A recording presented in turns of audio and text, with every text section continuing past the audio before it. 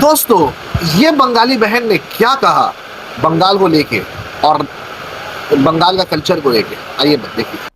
আমি সেই শিক্ষাটা পেয়েছি বলেই আজকে বিজেপির বিরুদ্ধে যাচ্ছি।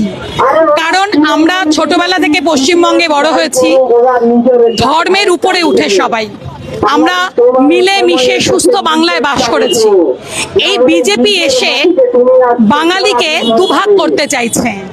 আসলে সেটা নয়, আসলে হচ্ছে বাংলাকে অশান্ত করতে চাইছে, আমাদের সুস্থভাবে বাস করতে দেবে না, এটাই ওদের ইচ্ছে।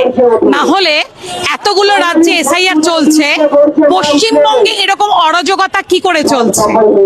আপনি বলুন, একটা পরিবারে অর্ধেক মানুষ নাগরিক আর অর্ধেক মানুষের নাগরিকত্ব নেই, এটা কি ছেলে মানুষই হচ্ছে?